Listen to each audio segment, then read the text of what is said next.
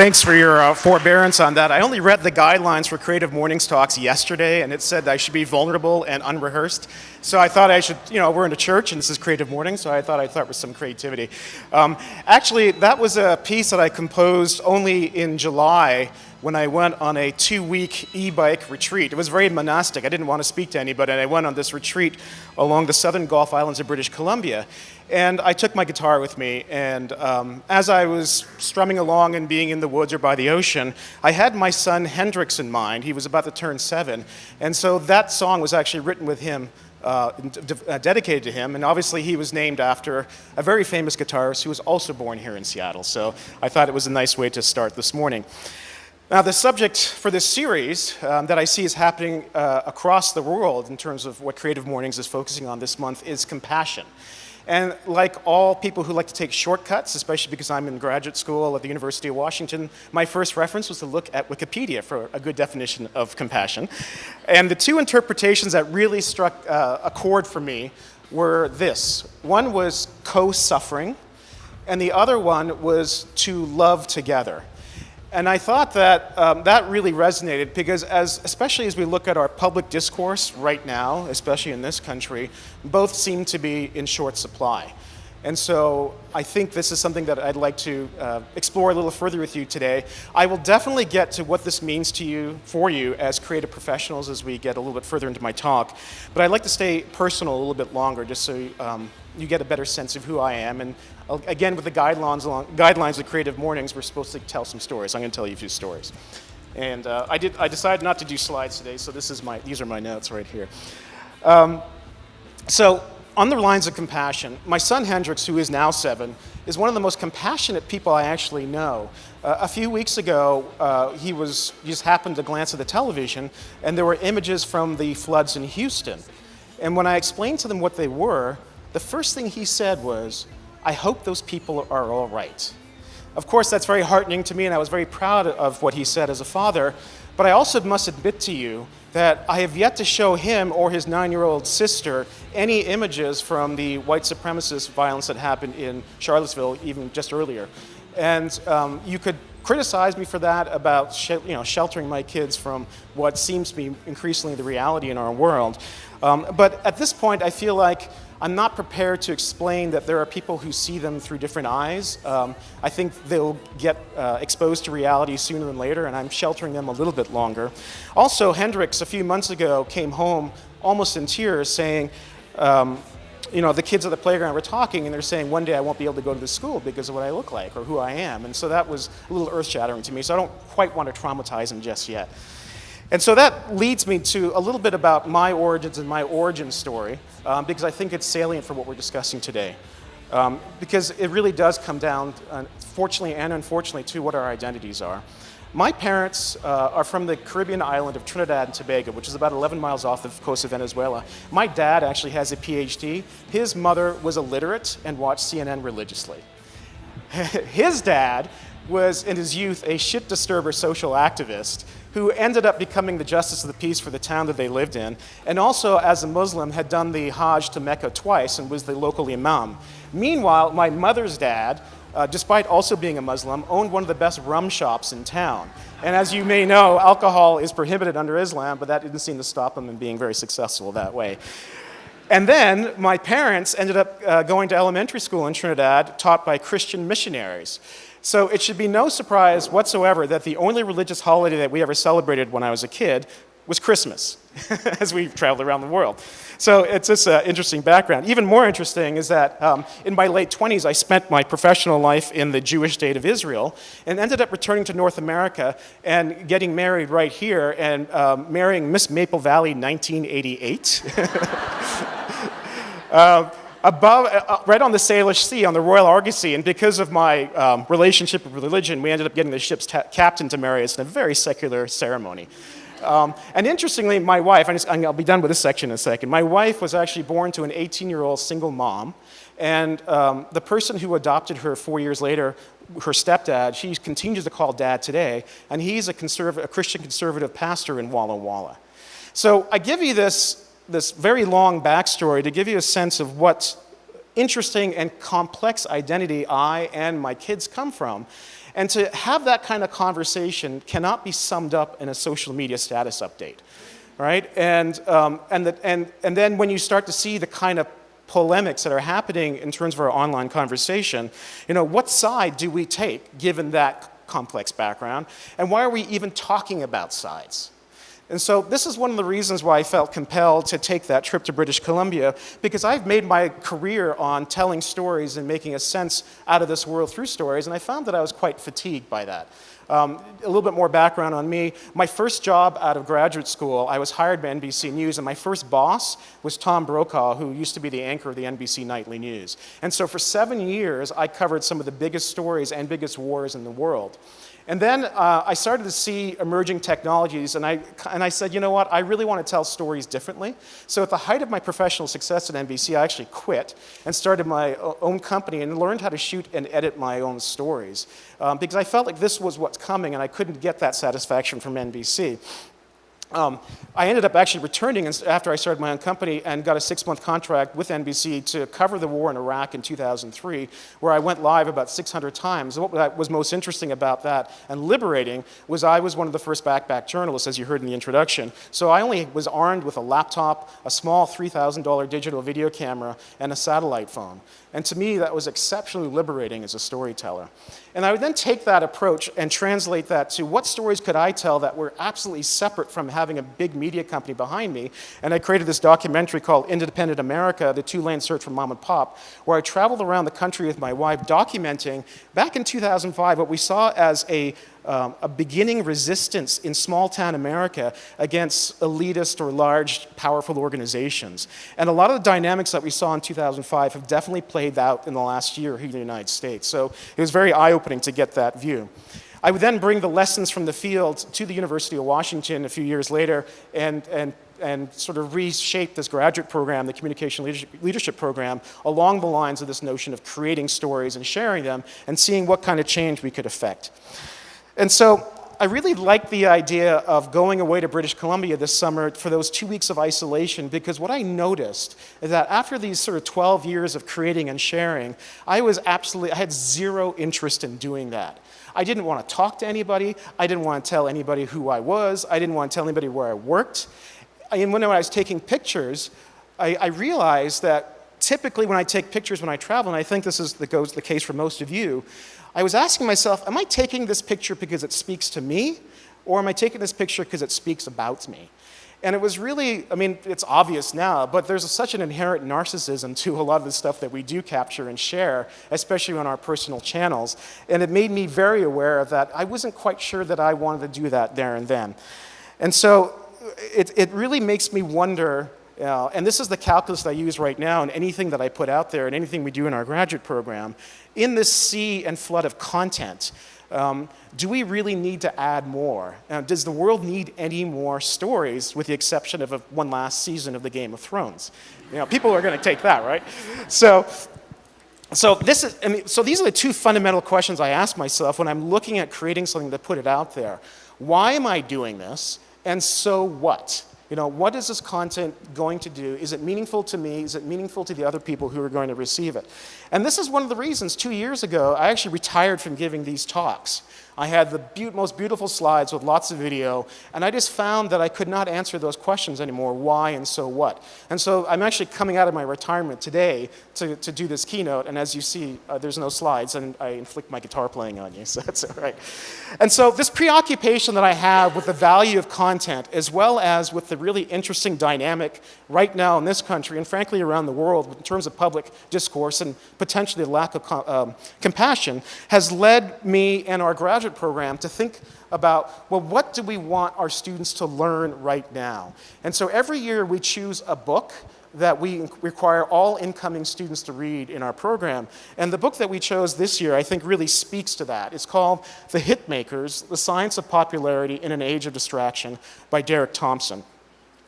And the reason we like this is because I think it really gets to what does it take in 2017 to create successful content, given everything that is in play right now. And a couple of the concepts, and I really encourage you to read this. Everybody who has read this has sort of felt like it's revelatory to them. Might not be too strange to you, especially as creatives and designers.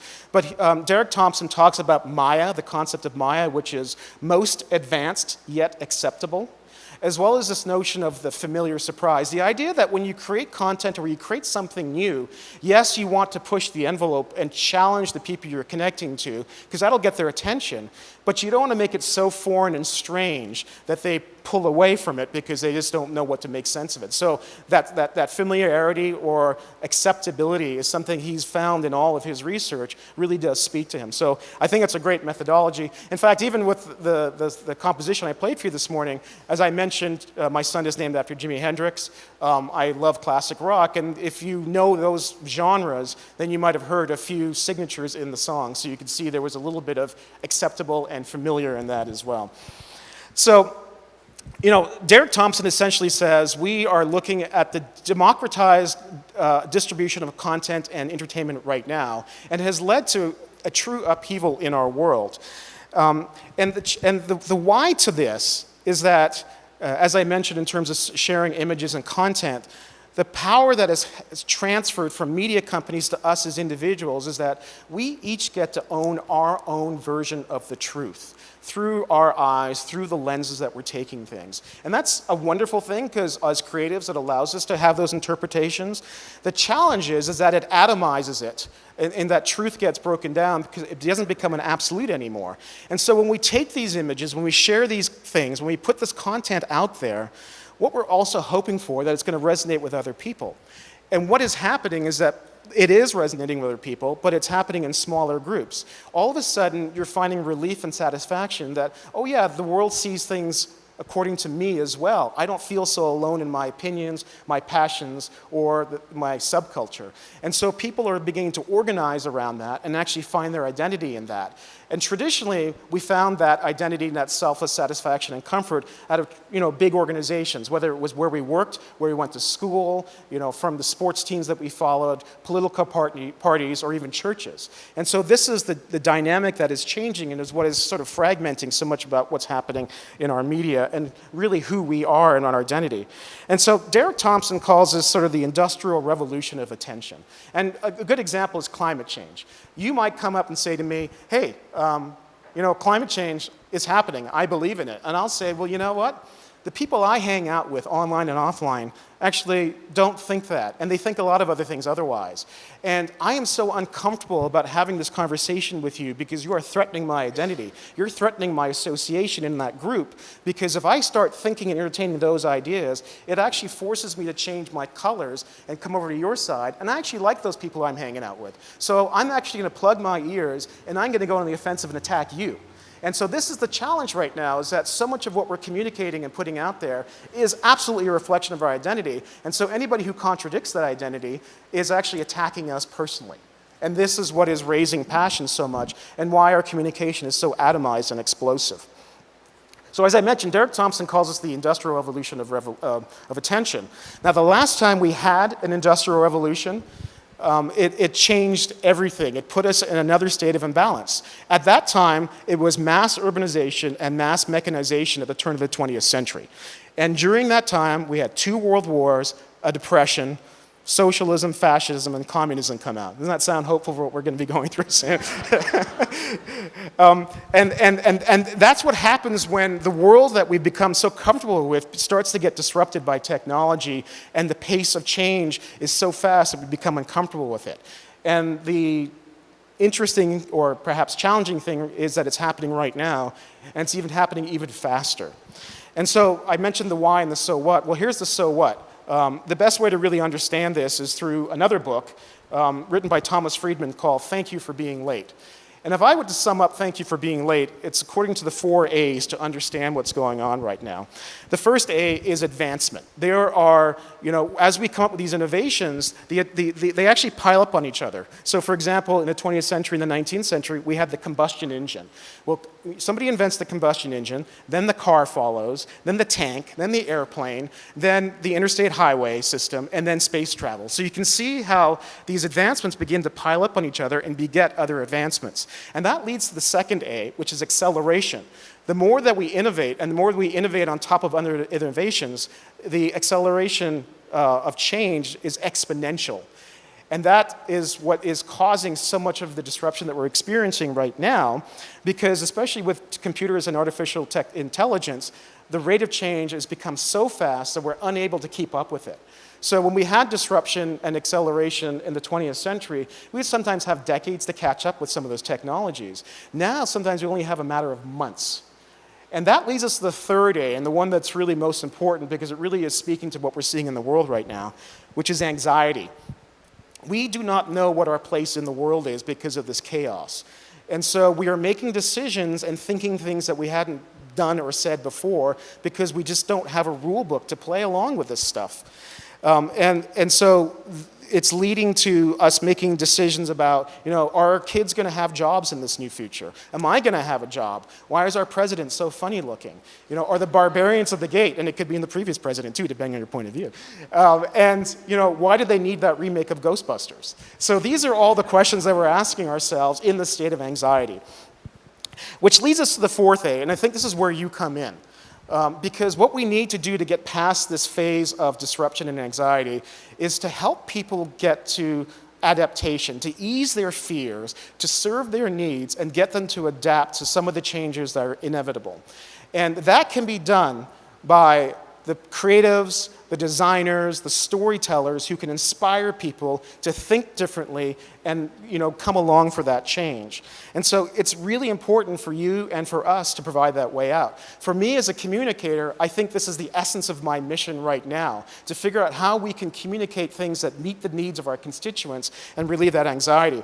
For example, this year, actually in the next few weeks, we're having a record number of students coming into our graduate program, which is called Communication Leadership. And I think one of the reasons why is that our mission, the way we put out our mission, is a sign of the times and is in harmony with that. And if you just forgive me, I'm going to read our mission statement to you twice because I think it really gets to what I'm trying to say. So Communication Leadership is a graduate program at the University of Washington, and here's the mission statement. We are a connected learning community, fearlessly tackling challenges with creative stories that spark change. I'll read that one more time. I'll say it one more time. I actually know it by heart now. We are a connected learning community, fearlessly tackling challenges with creative stories that spark change. And so that, I think, is really the essence, is that can we create content? Can you create things that get people thinking about the changes that are roiling us right now and helping them to adapt? And I think that's the Nexus. It's about that, and it's about this, actually. I think even CreativeMornings, this idea of people coming here face-to-face, a community sharing content and figuring this out together. And that's one of the reasons why I decided to come out of retirement to actually do this keynote with you, because I think you are the beginning. This is where it all starts to help us get through what is very much a messy situation. Now, the last thing I want to say is about creating the foundation to help us adapt, in addition to the stories. In the last few months, a number of people, including myself and Mark Zuckerberg, who is probably smarter and much richer than I am from Facebook, have talked about this idea of creating a social infrastructure. That if we can't sort of rely on our government or powers external to us or the forces that are happening that are creating so much change that we can't control to help us figure this stuff out, can we build the social infrastructure within our communities, whether they're online or offline, or our neighborhoods, to actually bolster ourselves so that when the shocks come, whether they're external, climatic shocks or technological shocks or political ones, that we are resilient enough to resist and actually accommodate them. And I think you only need to look as far as Houston in terms of what happened in the floods in the last few weeks to really get a good sense of that, where neighbors were helping neighbors. And I still subscribe to a lot of hard copy magazines and newspapers, and in the most recent Saturday issue of the Wall Street Journal, there was this wonderful op-ed about the American spirit alive in Texas, and I just want to read a few lines for you from that. If you gave just a few minutes to the news, you saw it all. The generosity and courage, the sense of community of people who really care about each other. On Facebook, there was a story of the woman who went into labor while the waters quickly rose. Word spread through the apartment complex. Soon a huge, heavy truck made its way to her door. Neighbors formed a human chain to help her out. She got to the hospital and gave birth to a girl. There were a lot of human chains, and often when they showed people being pulled from houses, the families were all ethnicities and races, the whole American mix. So that's wonderfully inspiring, and it's nice to know that if the government can't come to our rescue immediately, if at all, if we can actually build that robustness and resilience within our communities, we might be okay. Another good example from another sort of old world publication, Wired Magazine last year, looked at a study that explored what happened in Chicago in 1995 during a killer heat wave where over 700 people died. And they looked at two separate neighborhoods, both of the same demographics with the same income level. And it was really interesting in that one had the highest fatality rate and one had the lowest. And the fundamental difference between the two, the one with the lowest had viable local businesses, it had community organizations, it had churches, it had people looking after each other, it had social infrastructure. And so that, to me, is a great lesson in understanding what we do to lead to that adaptation. It's something that we're trying to do right now, even with our students. We just got a grant from a Japanese foundation to study ocean health in our program. And of course, you can do the usual. Oh, we're going to talk about climate change and the disappearing coral reefs. But those are hard, big, unapproachable subjects. So what we've decided to do is really focus on, well, what are the anxieties and concerns that are happening right now in this region, the fastest growing region in the United States? You know, people are concerned about nuclear attack, fires, earthquakes, politics. So what can we do to meet their needs as we communicate something that they should take action about that will alleviate their fears? And so what we're going to do is build a narrative around the Salish Sea, this amazing body of water that cools, carries, delights us, feeds us, and has done so since time immemorial. And how can we reimagine our relationship with this body in a way that we can take action to make it as healthy as possible while serving our needs and alleviating our anxieties? So that's what we're focusing on right now, and I'm trying to apply this methodology, which I'm actually announcing here for the first time, to you, and seeing if that's something that could resonate, because it feels doable and actionable. When everything else seems so out of control right now, when every challenge and problem in our world feels big, can we bring it down to something that is manageable and doable? And that's what we're trying to do right now.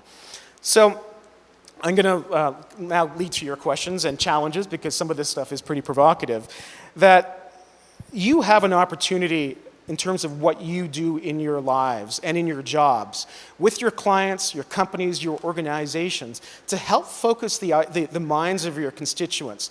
Every organization you work with has an objective, has a need. Can you meet those needs by always having in the back of your mind that there are bigger picture things, there are these anxieties? Can you say, I'm going to bring that stress level down, even as I communicate this thing that needs to be purchased, or this behavior that needs to be changed, or this vote that needs to be earned, in a way that gets people to start to adapt to this incredible upheaval that we're experiencing right now? And can you do so, with compassion and trust, without threatening the identity of the people that you are communicating with, understanding how fragile that identity is right now? If you can do that, then we can actually go a long way, because it's absolutely something that we all need right now. So thank you for your attention. Happy to take any questions. I think there's some kind of methodology where I throw a ball at you for Q&A. But thanks for listening, and thanks for your patience.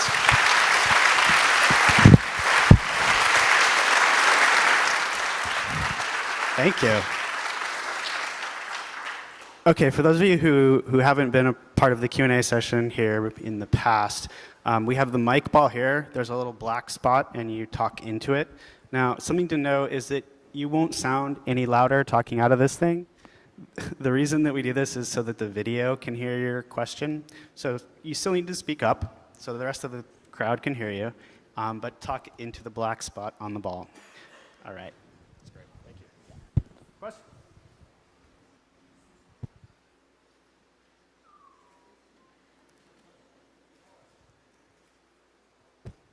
And I'll repeat them because you guys won't hear them. Hanson,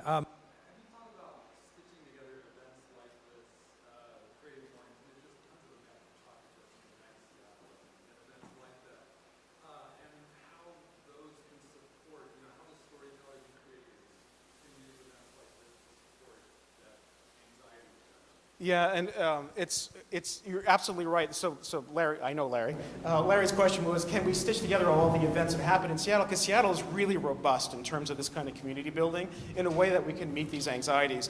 A few things. First of all, I'm on the board of directors of 4 different organizations, nonprofits in this region, and 2 of them, KUOW and the Seattle Chamber of Commerce. That's exactly what I'm pushing, is that these are trusted organizations that have really great large constituent bases. Can we say, there's a lot of concern out there. Can we make sure that we weave this narrative and actually ally ourselves with organizations such as Creative Mornings so that we can actually build something more robust? Because the challenge with Seattle is that there's a lot of well-meaning people, but we do get fragmented into all of our various causes. And if there's a way to actually create some kind of umbrella group to do so, that'd be great. Just so you know, I mentioned Derek Thompson and the Hitmakers. So he's actually coming to guest lecture in our class on October 7th, and we are going to have an event which we're putting out today at Adobe University, which is at the Adobe campus, where we're doing that in collaboration with Seattle Town Hall, and I'll have a conversation with Derek, so you're all invited to that. And that's, again, an attempt to that everything we do from an event point of view serves our community to actually meet those concerns, and I think everybody should try to sort of weave that together as much as possible. So thanks.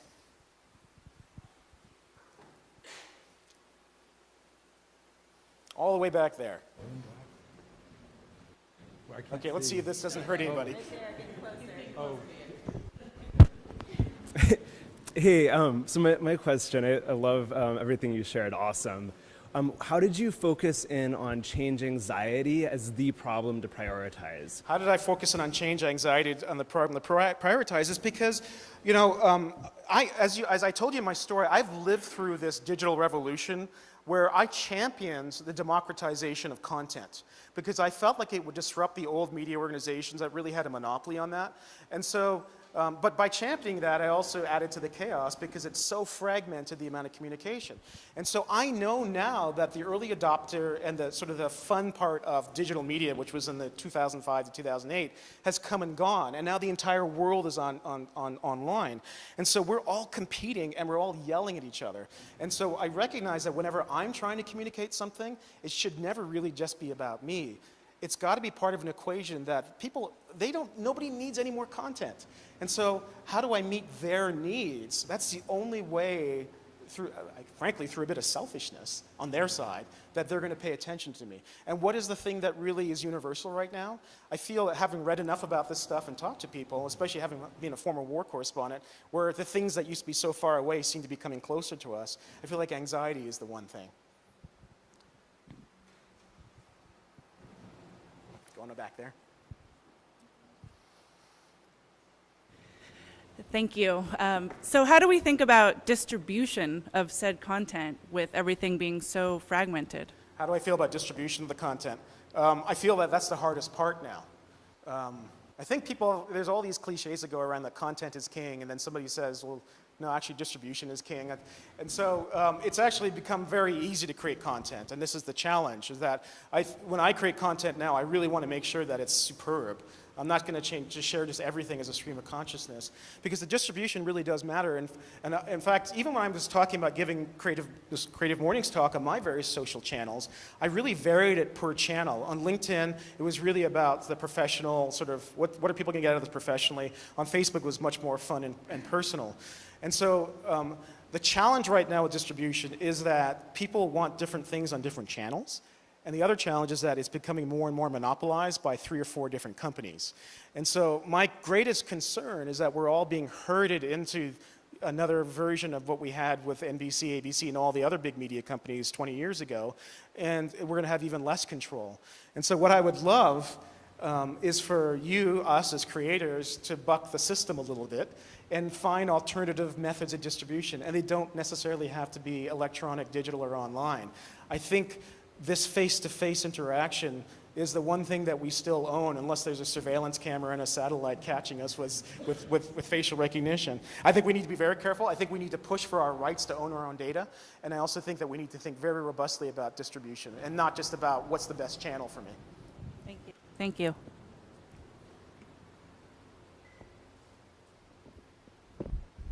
Don't trust a guy who shaves his head. Social infrastructure. So what's the, so Zuckerberg and you, if you're talking about social infrastructure, what are some of the very basic things you can think that can start to happen? Because I think that lack of community is a real problem. Yeah, in terms of social infrastructure and the basic things, it really is, I don't want to sound apocalyptic that, let's batten down the hatches and make sure all of our ducks are in a row for what's coming. But for example, I gave a talk to University of Washington IT, so the technology and infrastructure of the University of Washington a few weeks ago. And it was just a small group. And I basically tried out this idea that, rather than just having a website that shows these are all of our services, what if you could actually reorganize all your services along the lines of 7 different archetypes of the people who might want to use your services and how you meet their needs, understanding that in this current day and age, the thing that people are most concerned about when it comes to IT is the robustness of the technology and the ability not to be infiltrated or hacked. And so people are looking to make sure that they can use these technologies reliably.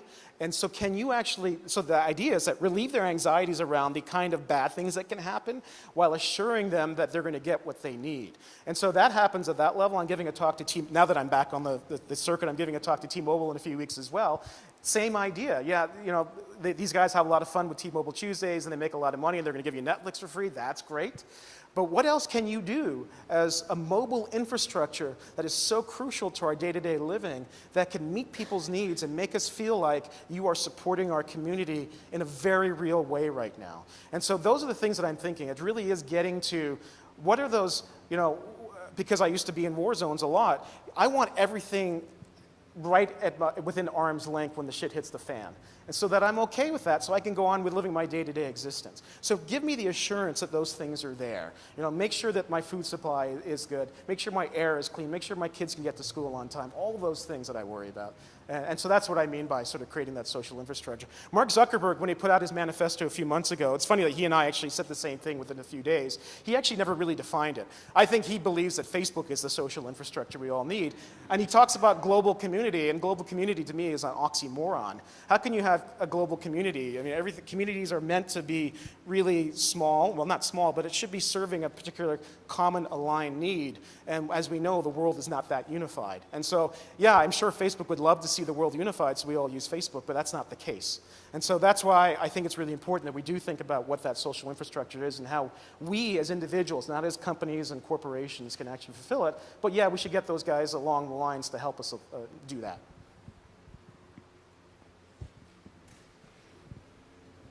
Hi. I was struck by the use of the word fearless in your mission statement. Thank you which is a great thing for reporting. But how does that work with your effort to lessen anxiety? We got a lot of people creating content. They're all fearless. Yeah. They're shrill at the end, and the result is an atmosphere of shrill. We need a hierarchy of what to read and what to believe. Would your smart young people be better served learning how to create that hierarchy? That's an interesting question. Thanks for challenging me. So the question was, like the idea that we had fearless in our mission statement in our program, but by being fearless, is that just adding to the anxiety and perhaps the noise because we're also fearless in being able to say these things? That makes me think that we should probably somehow think about adding respectful in there at some point. But I think we actually were really happy coming up with that fearlessness because I've been on so many boards and involved in so many companies that have been trying to come up with mission statements, and it's always the laundry list of, frankly, platitudes and placebos and milquetoast. It's really boring and flat. And I think the fearlessness is really that to get anybody's attention today, you really do have to stand out a bit and put yourself on the line. Put the things that you care about on the line. Now, of course, that does lead to people who can say things that are really offensive. And so we have to think about what that means as well. One of the things I'm really advocating for, and I've been on television a lot lately whenever there is a Facebook Live killing, or when we had the outings of the white supremacists in Charlottesville, the thing that I say a lot is that a lot of the technologies that we're using and what we're communicating have come upon us so fast that we haven't really figured out what our code of conduct is. And we think, and it's kind of like, you know, we're Neanderthals who've suddenly been given a steak dinner with a knife and fork, and we sort of start flinging food at each other, and the knife and fork we're killing people with them rather than using to cut the meat. And so we really haven't learned our manners around how we communicate. And so I think that's what really has to happen. But I don't want it to be enforced from above. I'd like for us as society to come together and think about what that common set of conduct should be. It's just happening so fast we haven't been able to do it. But I'm glad you like Fearless, and I think you're right. We have to think about, well, Fearless should have a corollary to make sure that we can get to that decency, that level of decency, which is changing right now. Because we've been so used to having large media companies really as common denominators for how we communicate, and all of a sudden we've been set free, and we don't know how to deal with that right now. And so you're right. I think we're at the early stages, and we will do more work with our smart people at the graduate program. Who else wants the ball? I know it's hot and stuffy in here. It's supposed to rain later. Over here. Nice. That was pretty fearless, but respectful. Hi. I write UX content, so I write content in apps so that, and specifically for an app where our primary motivation or our primary need is to reduce our customers' anxiety about transactions they might take. So I feel like this is really relevant, but injecting that storytelling in and injecting that leadership in to reduce anxiety, is anything you're working on at UW could help me out there? So a UX designer here who actually does try to, I think that's sort of the core of really good UX work is reducing the friction and anxiety. I think I want to say one thing to that. Obviously anxiety generally may be bad, but stress and friction aren't always negatives. I think when you have a bit of resistance to something, that's a good thing sometimes because it actually takes a bit of work from you to overcome that stress and friction, and it makes us better at what we do. And so I found over the years that as we've made it so easy to share photographs and content online, that it's actually devalued communication. And so you probably know that when you go for an interview or when somebody thanks you for somebody, it's so much more meaningful when you actually get somebody who handwrites out a thank you card. My problem is that my handwriting's become so bad, because I so do it rarely, that you can't even read my thank you cards. But I think the gesture of actually putting the stamp on the envelope matters. But to get to your question in terms about what we're doing with anxiety is, I mentioned the ocean health thing, is that what can we do in collaboration with all the nonprofits in this region that need help to communicate what they have, and how can we get them to think not just about their very small cause, it's obviously a huge priority to them, it's great urgency, but how, that other question about how can we tie this all together and say, this is the community we live in, this is what you do, and this is how what you do actually serves the community in a very large way. And so what we're doing in the graduate program with absolutely all those nonprofits that come to us is very much through that. Can we see everything that you're doing, whether it's Fair Start or Mary's Place, which is homelessness, around this idea about, our city's growing too fast, we're not taking care of people who are being left behind, that's getting me anxious. How can we think about what we do in our storytelling and our overarching narrative that aligns with those values, and how do those values get translated visually into everything that we're putting together into videos and apps and whatever else. And so it's always really just having that at the back of your mind, thinking about how the person's going to be using it, and maybe how you're going to be relieving their stress about how they see the world. I think that can help. And we're definitely trying it out. This is all really new, right? These books came out in 2017, and we're living day by day, and frankly, in a crisis right now. The world is going through this hard reset, and it's not just here in the United States. And so I think if that's what people are consumed with, that's what's getting their attention. How do we actually meet them at that attention point and help them out? How do you serve your audience and your constituents? Anybody else want the ball thrown at them? Over there, okay.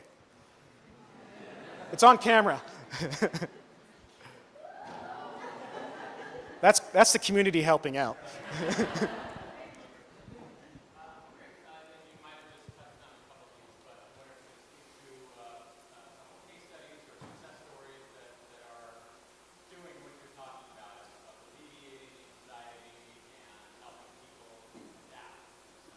Yeah, you know, I think we're creating the case studies right now. I'm even thinking present world in terms of what happened in Houston and what's about to happen in Florida with Hurricane Irma.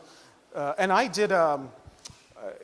mentioned my first documentary, Independent America, The Two-Lane Search for Mom and Pop. A few years later, I actually went to New Orleans right after Katrina to look at what was going on there with the rebuilding efforts. And what I found in that documentary was that the first to return were the local businesses, while larger corporations and everybody else are sort of waiting for a bigger power to give permission and funding to make it happen. And so what I saw there was a robustness in the community to sort of say, we will be the first one. If you continue to support us and let us serve you, we will continue to support you when things get really rough. And that was really the overarching narrative for Rising from Ruins, which I think is still available on Netflix. And so those are the case studies I'm really looking for. And if you even look at what Amazon is doing, as much as they have created so much negative sentiment in Seattle, and now they're going to have a second headquarters somewhere else, but they've gotten in a relationship with Mary's Place because they recognize you can't keep putting skyscrapers and having rents and building property values go up like this because of their growth and not recognize that you need to support the social infrastructure as well. And so what can you do about making the transition for people who are homeless into something a bit more robust for them? And I think, especially here in Seattle, I am so heartened by the companies that truly get that it's not about profits first. Starbucks, Costco, Nordstrom, that you need to serve your communities even as you're doing your business, and the two really go hand in hand. And I think that's the lesson that comes out from this region, first and foremost, not that we're really great at retail or software, and that gets spread out, and that's what I want to continue to see happening. So I continue to look for those case studies of businesses doing good, not because it makes them look good, because they know that a robust infrastructure and social infrastructure is crucial.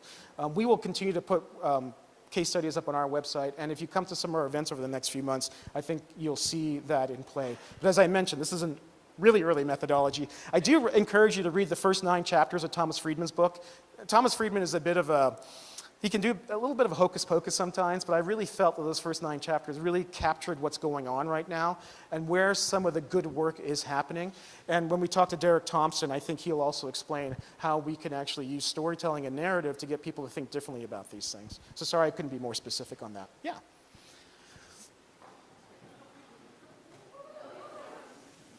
Nice going. Oh, sorry, you wanted me to, well, first of all, nice catch.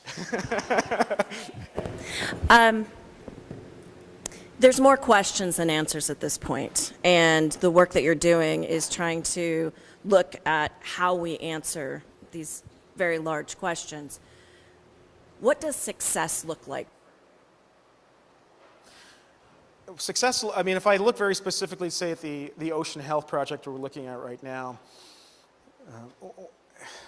for so long, especially as social media came into our world, we felt like it was just enough to get people to like or pay attention to something.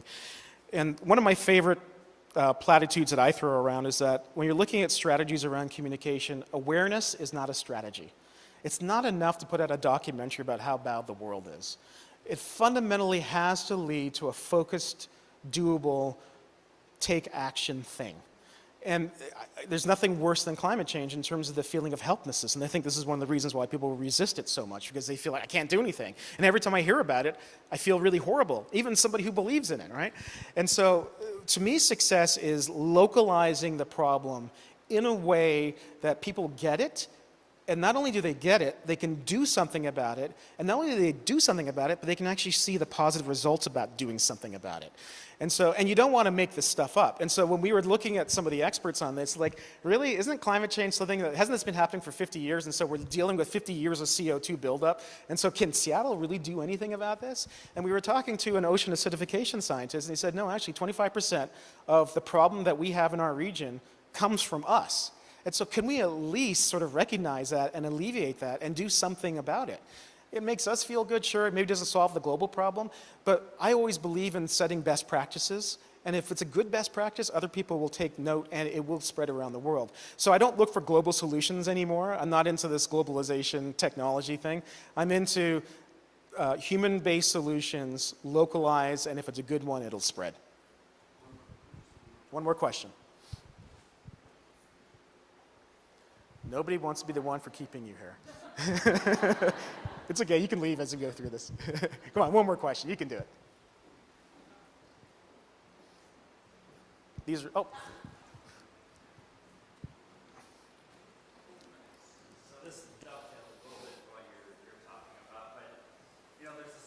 What gets measured gets managed. And so like our current media has gotten really good at managing what gets clicks, what gets attention, what gets you addicted. But how do you measure stories that actually make impact, or spark change, as you said? And what are the attributes of a story that actually spark change?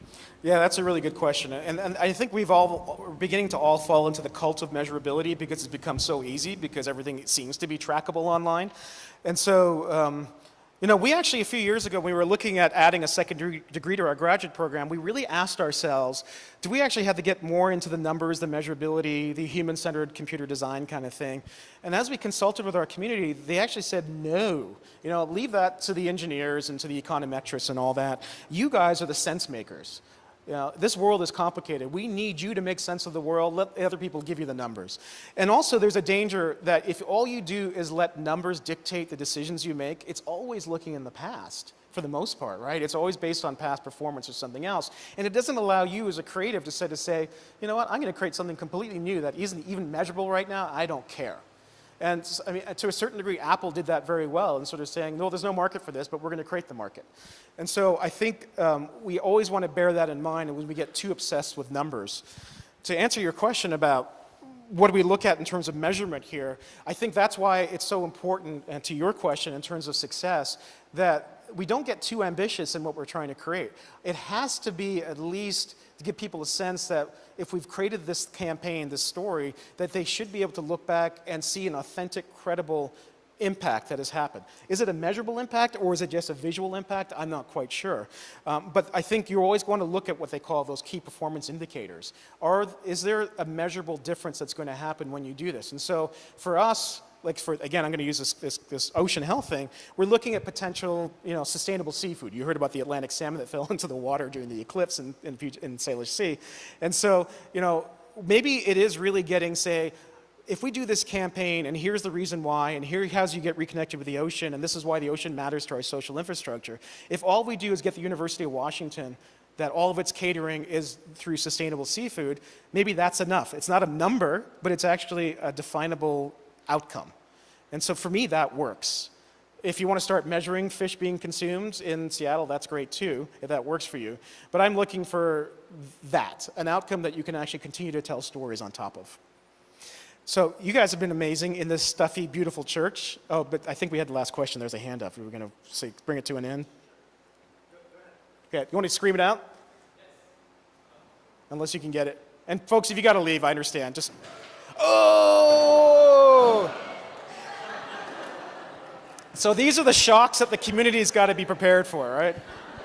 You just killed the T station.